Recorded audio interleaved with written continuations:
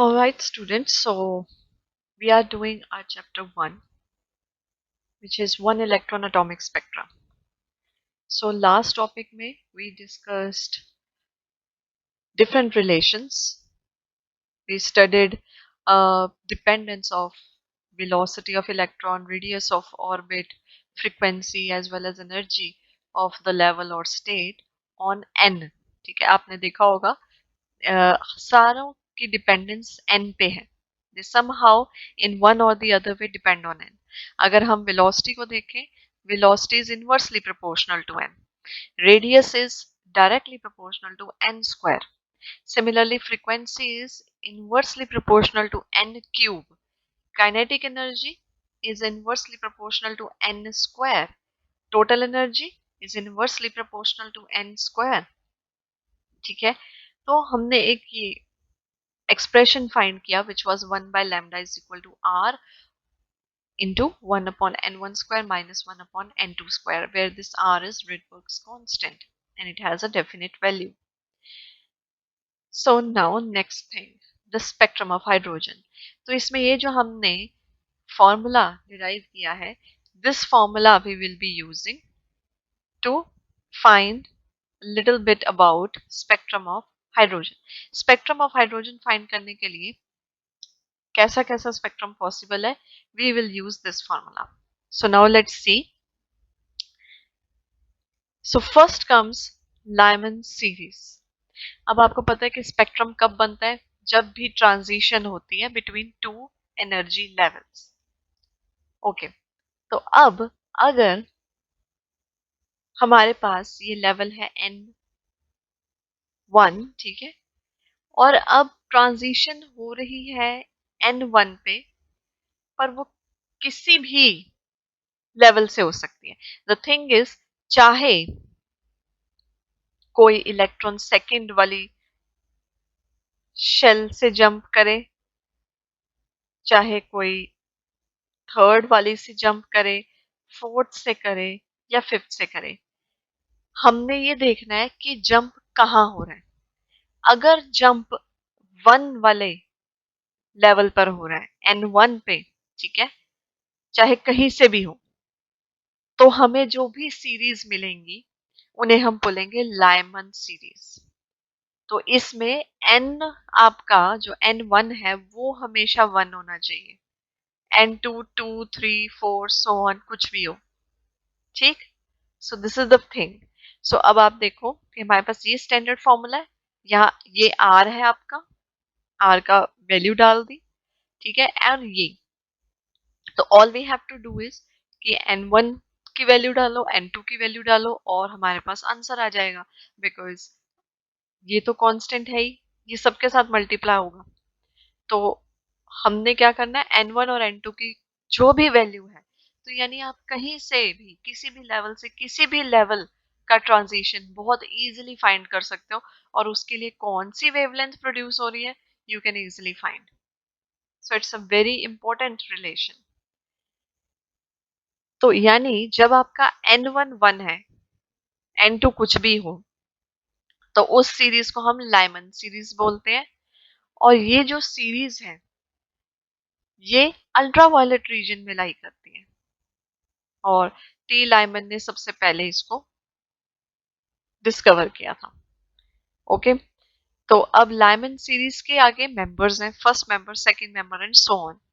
तो अब आप देखोगे कि n1 तो हमेशा 1 ही रहेगा, बट n2 जो है वो चेंज हो जाएगा. तो अगर n2 आपका 2 है तो we get first member of Lyman series. तो n1 की जगह तो 1 ही लिखेंगे ऑलवेज, बट n2 की जगह यहाँ 2, so we get 2 square which is 4. Solve किया और हमारे पास ये वेवलेंथ आ गई. सिमिलरली लाइमन सीरीज का सेकंड मेंबर निकालना है, तो n2 आपका 3 आ जाएगा, उसमें हमें ये वेवलेंथ मिल गई. सो ये वैल्यूज हमेशा फिक्स्ड ही रहेंगी because nothing gonna change, right? Similarly, wavelength of limiting member यानी first member, second member, third member, fourth member and so on. सबसे आखिरी मेंबर को हम लिमिटिंग मेंबर बोलते हैं. तो वो आखिरी मेंबर का काउंट हम इन्फिनिटी ले रहे हैं. आपको पता है 1/0 इंफिनिटी होता है, बट 1/infinity 0 होता है। तो ये चीज 0 दे देगी और हमें मिल जाएगा दिस थिंग। तो लाइमन सीरीज की जो रेंज देखी जाए तो वो क्या है, देखो फर्स्ट मेंबर है उसका 1 to 1 एंगस्ट्रॉम और जो लास्ट मेंबर है उसकी है 911 एंगस्ट्रॉम। तो ये भी याद रखो कि ये है रेंज लाइमन सीरीज की। Next Balmer series. बामर में क्या है कि N1 अब आपका 2 हो गया, यानी कि हमारे पास ये जो लेवल्स हैं, ये आपका N1 इज इक्वल टू 1, ये N आपका 2 है, ये 3, ये 4, 5, 6 एंड सो ऑन। अब इसमें क्या है, चाहे किसी भी लेवल से इलेक्ट्रॉन की ट्रांजिशन हो, बट फाइनली ट्रांजिशन एंड होएगी 2 लेवल पर, 1 पे नहीं। अगर 1 पे एंड हो वी गेट लाइमन सीरीज, तब 2 पे एंड होएगी, चाहे 3 से आए, चाहे 4 से आए, चाहे 5 से आए, चाहे 6 से आए, चाहे कहीं से भी आए। अगर वो एंड 2 पे हो रही है we call it Balmer series. ठीक। सो बामर सीरीज में क्या है, आपका N1 अब 2 फिक्स कर दिया है, N2 को हम चेंज कर सकते हैं। सेम अगेन हम इसके फर्स्ट मेंबर, सेकंड मेंबर और लिमिटिंग मेंबर यानी कि आखिरी मेंबर निकाल सकते हैं। और ये जो है सीरीज ये विजिबल रीजन में लाई करती है, वो अपने आप ही हमें पता चल जाएगा क्योंकि यूजुअली विजिबल रीजन होता है 4000 एंगस्ट्रॉम से लेके 7000 एंगस्ट्रॉम तक रफली। So let's see. तो इसका फर्स्ट मेंबर N1 तो हमेशा 2 होगा, बट N2 यहाँ पर 3 है। वैल्यूज पुट करके ये हमें मिल गया value. Second member N1 is always 2 for Balmer series, N2 4 substitute किया और ये मिल गई वैल्यू। और लिमिटिंग मेंबर यानी कि लास्ट वन, उसके लिए N2 इंफिनिटी वैल्यू पुट की और ये आ गया। सो यस रफली वी कैन से कि बामर सीरीज की रेंज है 3645 एंगस्ट्रॉम से लेके 6563 एंगस्ट्रॉम तक। सो यस 4000 to 7000 के बहुत क्लोज है ये। ठीक। तो ये आपकी जो भी सीरीज है ये विजिबल रीजन में रहेगी। Next come Paschen series. तो पेस्चन में अब जो आपका N1 है वो 3 है, यानी कि हमारे पास जो भी रेंजेस हैं, ये आपका N1, this is 2, this is 3, 4, 5, 6, 7, 8। अब ट्रांजिशन कहीं से भी होएगी बट एंड होएगा 3 पे, चाहे 4 से आए, चाहे 5 से, चाहे 6 से, चाहे 7 से, चाहे 8 से and so on, but it will end at n equal to 3। ठीक। सो इसको हम बोलते हैं पेस्चन सीरीज और ये लाई करती है इंफ्रारेड में। अगेन इसका फर्स्ट मेंबर N1 तो हमेशा 3 ही रहेगा, बट फर्स्ट मेंबर में N2 4। तो हमारे पास ये आ गई। ठीक है। और इसमें सीधा इन्होंने लिमिटिंग मेंबर निकाल दिया, तो N1 तो 3 ही है, बट N2 इंफिनिटी। तो ये आंसर आ गया। तो इसकी रेंज है 8000 एंगस्ट्रॉम से लेके 18000 एंगस्ट्रॉम तक। तो ऑब्वियसली ये इंफ्रारेड है। So we have Lyman, then Balmer, then Paschen. Lyman UV, Balmer visible, Paschen infrared. ठीक है। तो बस इसमें क्या है, N1 हमेशा 1, इसमें N1 हमेशा 2, इसमें N1 हमेशा 3 और हम निकाल सकते हैं इनकी वैल्यूज। इसके बाद आगे ब्रैकेट, अब ब्रैकेट में N1 है 4। ठीक है। तो again we have so many levels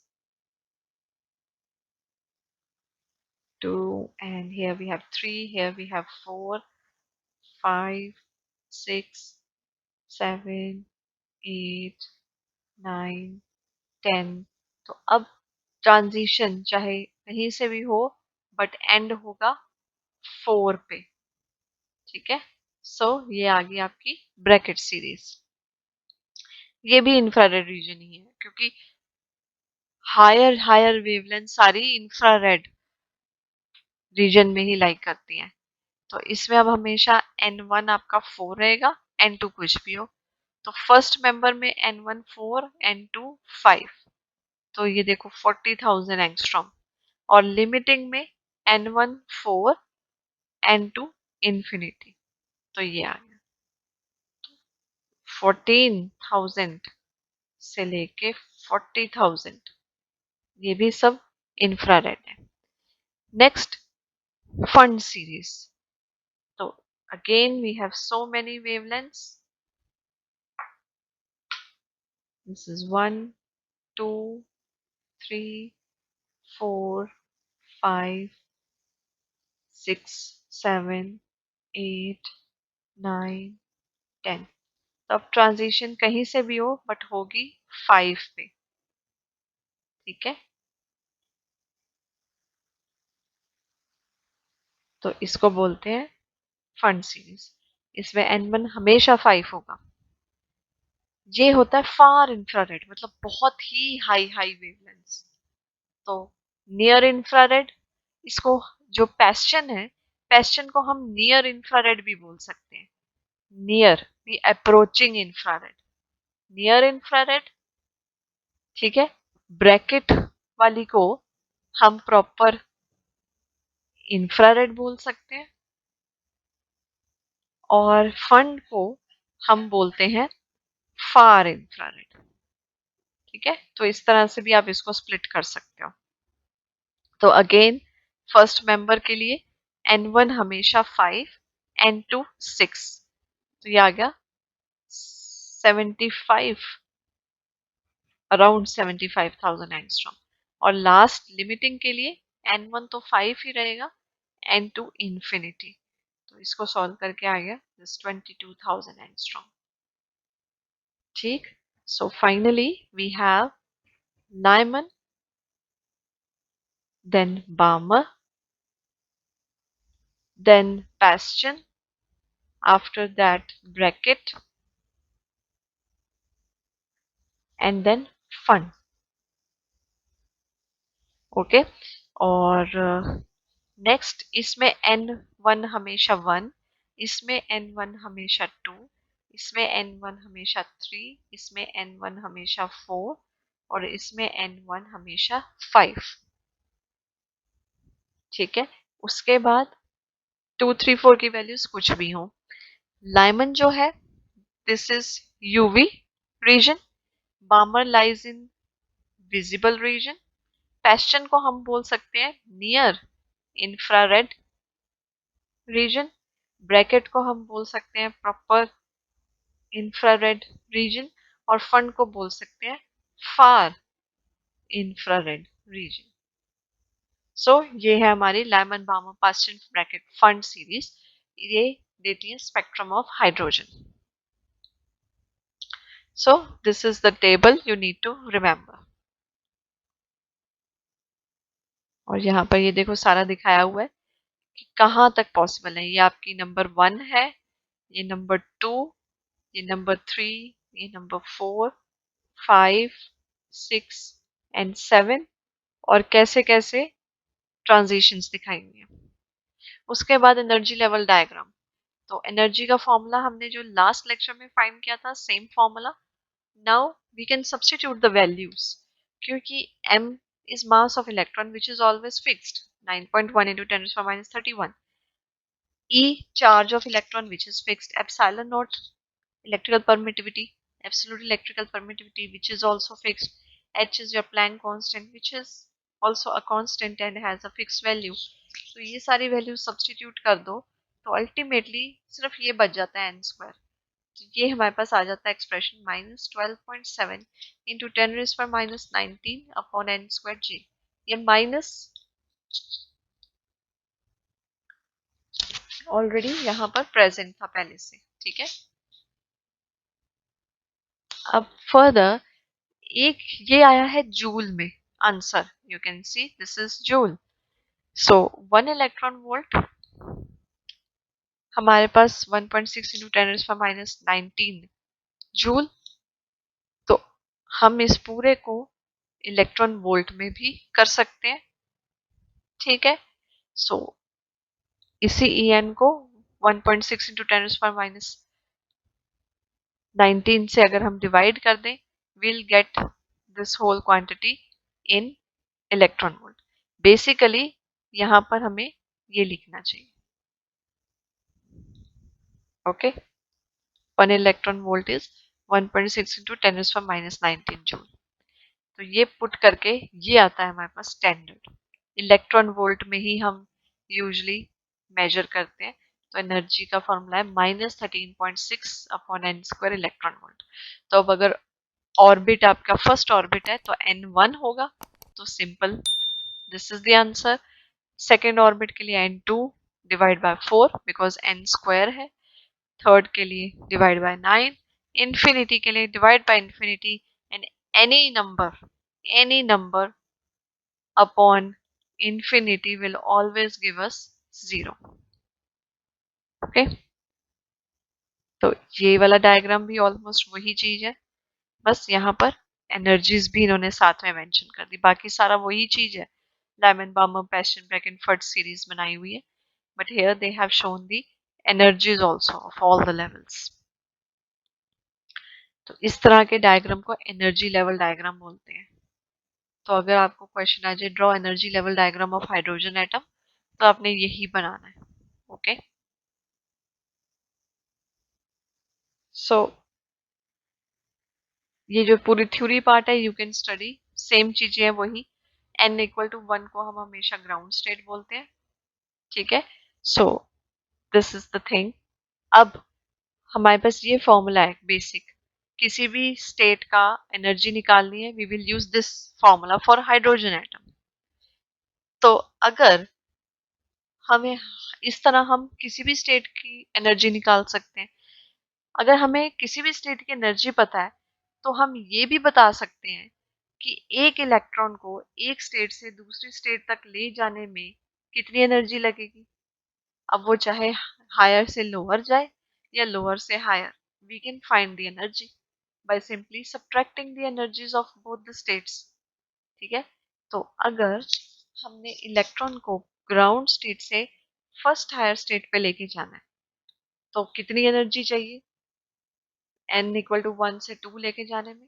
तो सिंपली हम क्या करेंगे, सब्ट्रैक्ट कर देंगे energy required for n2 level minus energy required for n1 level. तो हमारे पास ये आ गया, यानी हमें 10.2 इलेक्ट्रॉन वोल्ट एनर्जी उस इलेक्ट्रॉन को देनी पड़ेगी, तभी वो ग्राउंड स्टेट से फर्स्ट एक्साइटेड स्टेट में जाएगा। और energy required to ionize the atom, ionize the atom मतलब इलेक्ट्रॉन को फ्री कर देना, एटम से ही फ्री कर देना। एक तो होता है इलेक्ट्रॉन को जंप कराना अलग अलग स्टेट्स में, ठीक है। एटम एक्साइटेड स्टेट में भी जाता है, फिर स्टेबल हो जाता है, फिर एक्साइटेड स्टेट में जा सकता है, ठीक है। वो तो है ट्रांजिशंस जो कि होती हैं जब electron within the atom ही है, लेकिन हम इलेक्ट्रॉन को एटम से इजेक्ट भी कर सकते हैं। तो उस केस में अगर इजेक्ट करना है तो क्या होगा, ये आपका न्यूक्लियस है और ये आपकी डिफरेंट डिफरेंट शेल्स हैं, ठीक है। अगर इलेक्ट्रॉन को एटम से इजेक्ट करना है मतलब उसको पूरा का पूरा एटम से बाहर निकालना पड़ेगा इलेक्ट्रॉन को, सारी ऑर्बिट्स को क्रॉस करता हुआ वो उससे बाहर निकल जाए। तो हमें जो डिफरेंस लेना पड़ेगा वो n इक्वल टू 1 स्टेट से लेके n इक्वल टू इंफिनिटी, क्योंकि अगर यहाँ पर इलेक्ट्रॉन प्रेजेंट है और हम चाहते हैं कि इलेक्ट्रॉन एटम से ही बाहर निकल जाए, तो बाहर निकलने के लिए सारी शेल से होता हुआ वो बाहर निकलेगा, ठीक है। तो हमें वो इंफिनिटी लेना पड़ेगा, तो यानी कि 13.6 इलेक्ट्रॉन वोल्ट एनर्जी लगानी पड़ेगी, तब आपका इलेक्ट्रॉन पूरा का पूरा एटम से ही बाहर निकल जाएगा। Next, Bohr's quantum condition from de Broglie hypothesis. De Broglie ने बताया था कि वेव और मैटर डुअलिटी के बारे में, ठीक है। Wave behaves like matter also, matter behaves like wave also. तो उसी से ही हम बोहर क्वांटम कंडीशन बताएंगे। सो डी ब्रॉगली हाइपोथेसिस में उसने वेवलेंथ दी थी, ठीक है, कि हर मूविंग पार्टिकल के साथ एक वेव एसोसिएटेड होती है और उस वेव की वेवलेंथ है h/p which is h/mv। तो इस हाइपोथेसिस के हिसाब से de Broglie proposed N atomic model जिसके अकॉर्डिंग जो स्टेशनरी ऑर्बिट्स हैं बोहर मॉडल की they were retained but electron in the various orbits were said to behave as waves। ठीक है, डी ब्रॉगली के अकॉर्डिंग इसने बोहर वाला जो ऑर्बिट्स वाला कॉन्सेप्ट तो लिया, बट बोहर कहता था कि उस ऑर्बिट में इलेक्ट्रॉन रिवॉल्व करते हैं, जबकि डी ब्रॉगली ने क्या कहा था कि हर मूविंग जो पार्टिकल है हर मैटर के साथ वेव होती है। तो उसने क्या कहा, ऑर्बिट्स तो हैं बट वहां पर वेव्स प्रेजेंट है। तो डी ब्रॉगली के according stationary orbit are those which can contain complete wave associated with electron। ठीक है, वो ऑर्बिट्स जहां पर पूरी की पूरी वेव प्रेजेंट हो वही प्रॉपर आपकी स्टेशनरी ऑर्बिट्स हैं। और फर्दर उसने कहा कि stationary orbits are those in which orbital circumference is integral multiple of de Broglie wavelength। Bohr ने क्या कहा था, वही ऑर्बिट्स पॉसिबल है जिनका एंगुलर मोमेंटम है इंटीग्रल मल्टीपल ऑफ h/2π। ये तो बोहर ने कहा था। और ब्रॉगली ने क्या कहा कि जो सरकमफ्रेंस है, सर्कल का सरकमफ्रेंस 2πr होता है, that is integral multiple of de Broglie wavelength n lambda. ठीक है, तो लैम्डा इज h/2π, तो इसको यहाँ सब्सटीट्यूट, तो 2πr इज nh/mv। फर्दर हमारे पास आ गया mvr is equal to nh/2π। ये तो वही आ गई बोहर वाली कंडीशन। तो दिस मीन्स कि everything is okay because de Broglie वाला कॉन्सेप्ट भी समहाउ बोहर वाले कॉन्सेप्ट में एंड हो रहा है। इसीलिए इस टॉपिक का नेम था Bohr quantum condition from de Broglie, कि बोहर वाली कंडीशन बट हमने डिराइव कहां से की, डी ब्रॉगली हाइपोथेसिस से। Next, limitations of Bohr's theory. ठीक है, बोहर थ्योरी की भी अपनी लिमिटेशंस थी। सो वो क्या है कि मेन जो ऑब्जेक्शन है वो ये है कि he used two theories which essentially oppose each other। उसने वो थ्योरीज यूज की जो एक दूसरे को कॉन्ट्राडिक्ट करती हैं। पहली, quantum theory to explain existence of stationary orbit and classical theory for motion of electron. Bohr ने क्वांटम मैकेनिक्स वाला कॉन्सेप्ट यूज किया बताने के लिए कि स्टेशनरी ऑर्बिट्स एग्जिस्ट करती हैं, बट फिर जब वो इलेक्ट्रॉन की मोशन पे आया तो वहां पर वो क्लासिकल मैकेनिक्स पे चला गया। तो मतलब आधी चीज वो क्वांटम के बेस पे बता रहा है, क्वांटम मैकेनिक्स के बेस पे, आधी चीजें क्लासिकल मैकेनिक्स के बेस पे।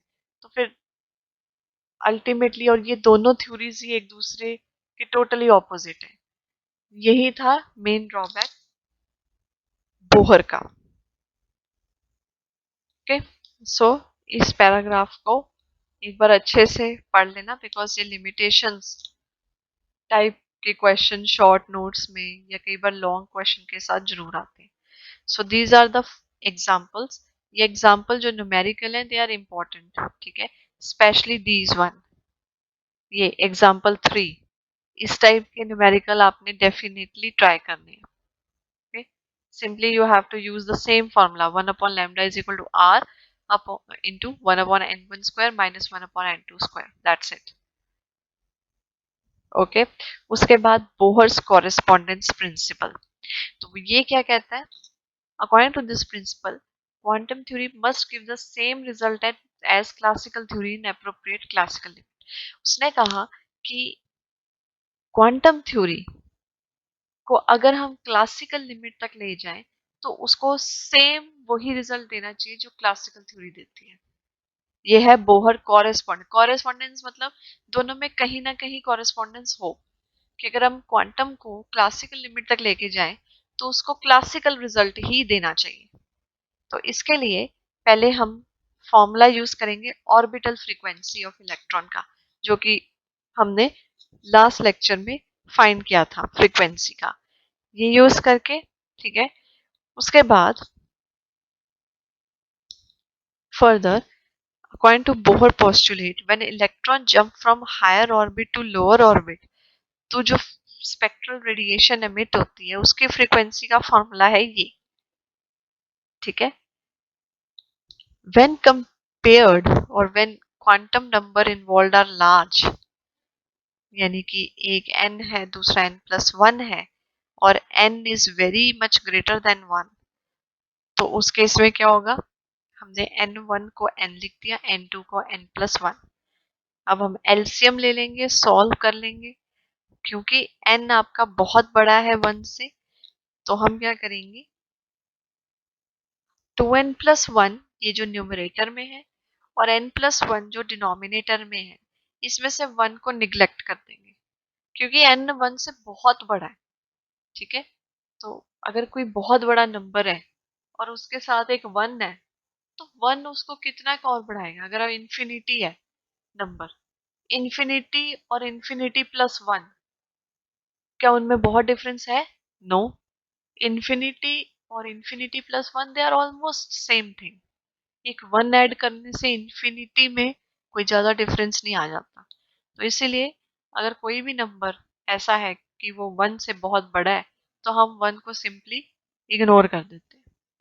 तो यहाँ पर अगर हम 1 1 इग्नोर कर दें तो ऊपर रह जाएगा 2n और नीचे n² ऑलरेडी है और एक और n², तो वो बन गया n4। तो ये वैल्यू सब्स्टिट्यूट करके हमारे पास ये फाइनल एक फॉर्मूला आ गया न्यू का, ठीक है। सो अब अगर इक्वेशन 1 फ्रीक्वेंसी वाली और ये फाइनल को आप कंपेयर करो तो देखो क्या आता है। ये हमने जो लास्ट लेक्चर में फाइंड की थी me4/4 n³h², ठीक है। और ये जो अभी हमने बोहर वाले कॉन्सेप्ट को यूज करके निकाली है me4/4 n³h², तो ये दोनों है सेम।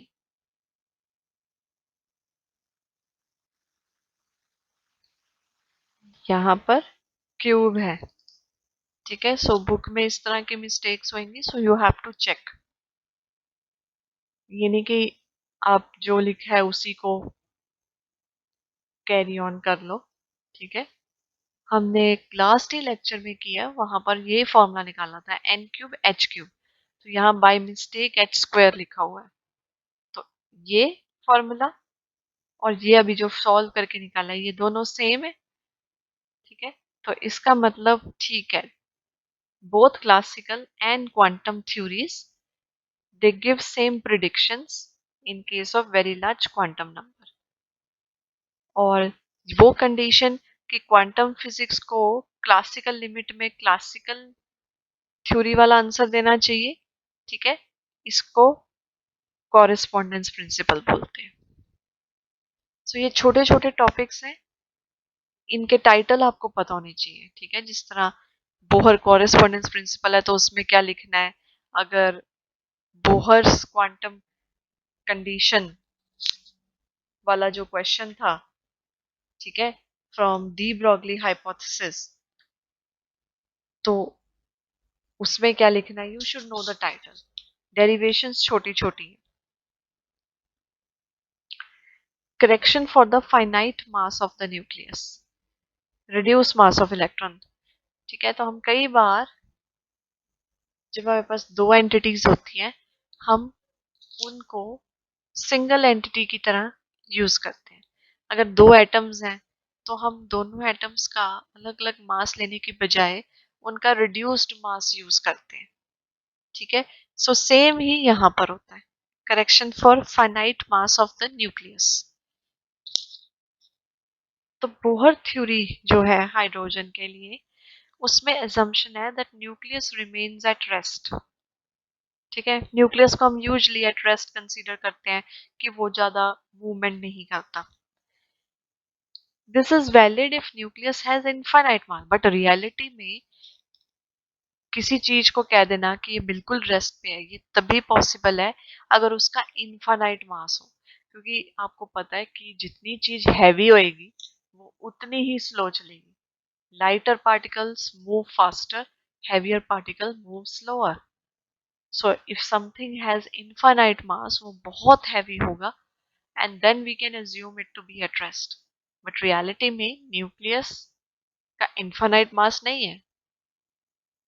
ठीक है, हमें हर एलिमेंट का एटॉमिक वेट पता है, so we can actually find their weight and that is definitely not infinite.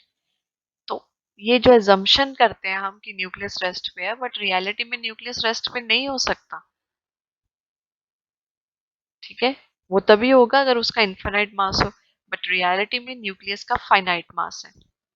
So actually both nucleus or electron, they rotate about an axis through their common center of mass with common angular velocity। ठीक है, तो सिर्फ electron ही revolve नहीं करता या rotate नहीं करता, nucleus भी करता है, वो भी मूव करता है। तो दो चीजें आ गई। ठीक है, न्यूक्लियस भी आ गया अब एक्शन में, and electron is already there. तो जब दो चीजें आ जाती हैं, दोनों के अलग अलग मास है, तो हम दोनों के अलग अलग मासेस को एज डिफरेंट कंसीडर करने की बजाय एक सिंगल क्वांटिटी ले लेते हैं, जिसे हम बोलते हैं रिड्यूस्ड मास। तो according to definition of centre of mass, ये आपका न्यूक्लियस है,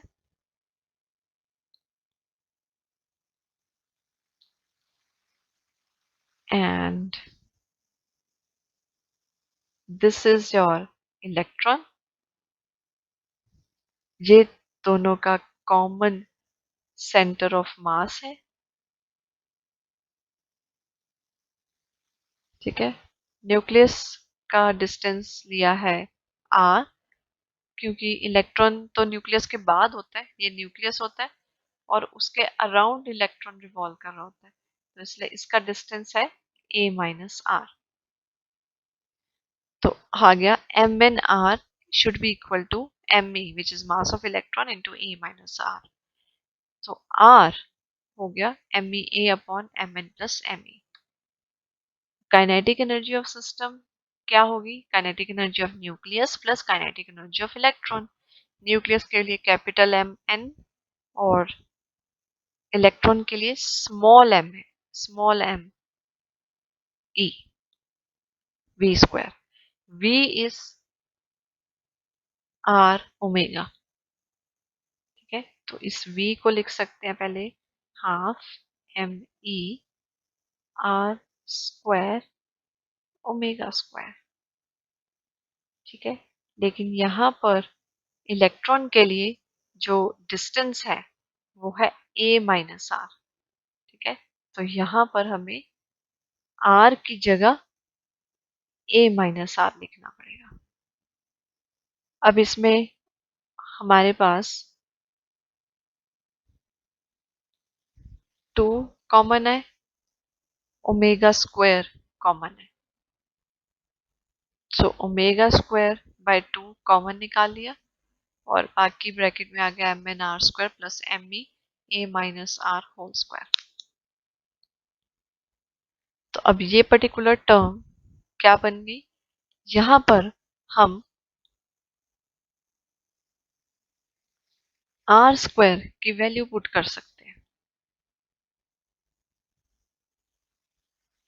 हमने अभी फाइंड किया था R is M E A upon M N plus M A. तो इस टर्म में जहां जहां आर है वहां वहां हम पुट कर सकते हैं, तो यहाँ पे भी पुट कर दिया एंड यहाँ पर भी पुट कर दिया आर की वैल्यू।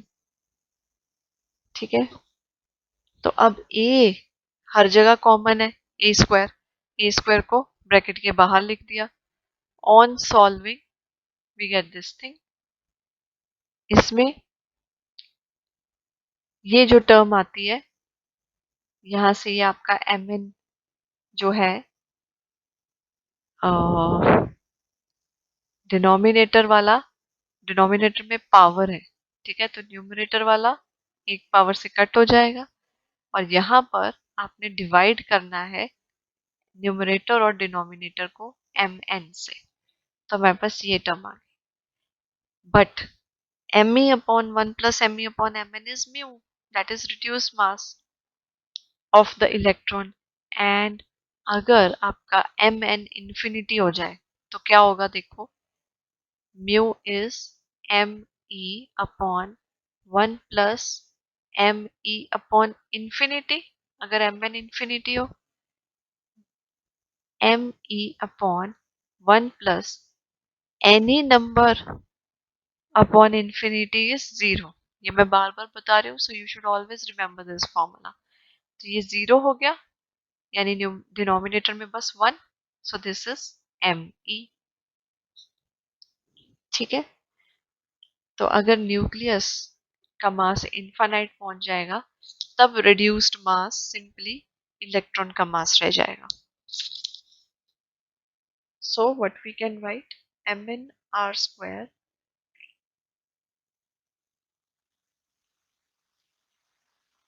ये हम फाइंड कर रहे थे। ठीक है, तो अल्टीमेटली ये एक्सप्रेशन आ चुका है।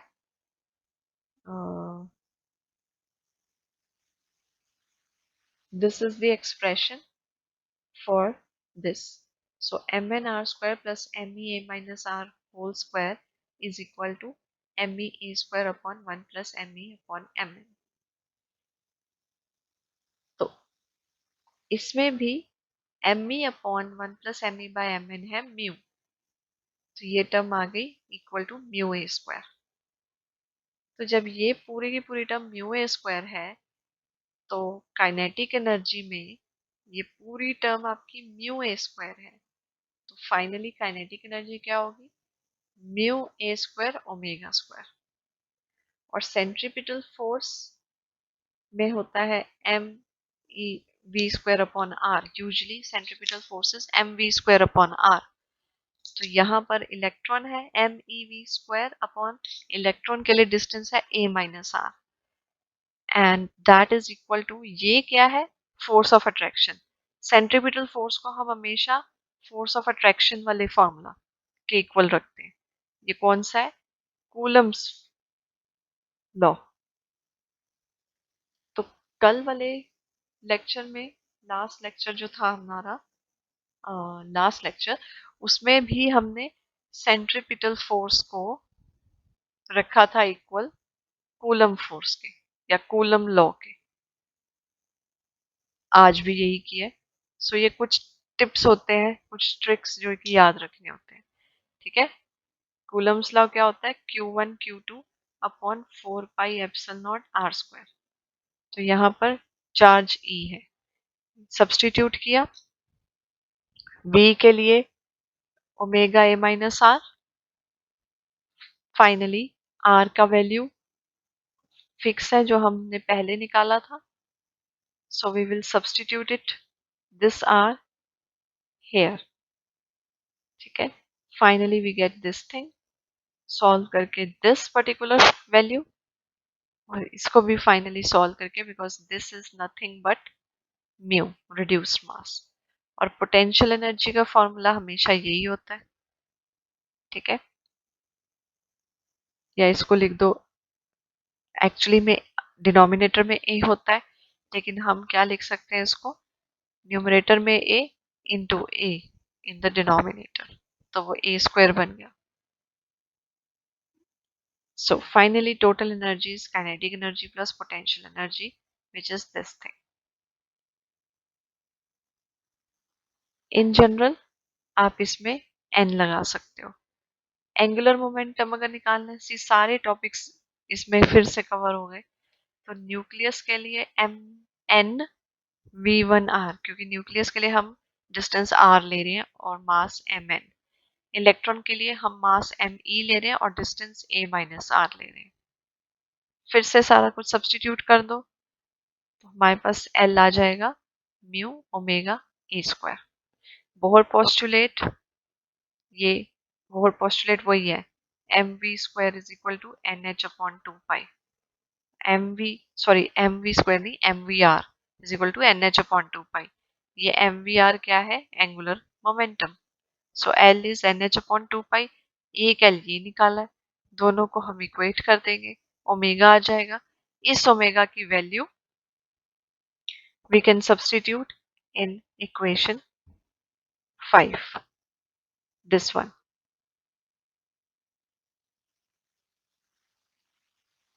So ये सब्स्टिट्यूट करके a आ गया और फर्दर इसी इक्वेशन से we get this thing. इस वैल्यू को फाइनली हम इस e वाले फॉर्मूले में सब्स्टिट्यूट कर सकते हैं and we get this thing. And ultimately new का फॉर्मूला हम दोबारा लिख सकते हैं जिसको कि वेव नंबर की फॉर्म में भी लिख सकते हैं. सो this is very huge derivation. You can see very very huge derivation. But ये पार्ट्स हैं तो आपसे सारे पार्ट्स नहीं पूछे जाएंगे, आपसे कुछ सिलेक्टिव पार्ट्स ही पूछे जाएंगे तो आपने उनको अलग अलग से रिवाइज करना है. नेक्स्ट थिंग यहाँ पर है determination of E upon M E. उसके लिए रेडियस ऑफ हीलियम ले लो. ठीक है, ये एक पैरा बहुत इंपॉर्टेंट है कि atomic spectra of hydrogen and strongly ionized helium are same. ठीक है, तो ये जो लाइंस आती हैं in the series observe in spark spectrum of helium, इन्हें हम बोलते हैं पिकरिंग सीरीज. तो हमने अगर डिटर्मिनेशन निकालना है ई बाय एम ई का तो उसके लिए हम फॉर्मूला यूज करेंगे हीलियम के लिए R upon one plus M E upon M helium और हाइड्रोजन के लिए R upon one plus M E upon M hydrogen. ठीक है, यहाँ हीलियम और यहाँ हाइड्रोजन. तो रेशो निकालनी है, दोनों को डिवाइड कर दो. आपको पता है कि हीलियम का जो मास है वो 4 टाइम्स होता है हाइड्रोजन के मास के. तो हम ये वाला रिलेशन यूज कर सकते हैं. अब दोनों जगह एम एच आ गया. So finally we can cancel it out और इसमें वैल्यूज पुट कर दी. रिडबर्ग कांस्टेंट हीलियम के लिए और हाइड्रोजन के लिए सेम है क्योंकि रिडबर्ग कांस्टेंट हमेशा सेम ही है.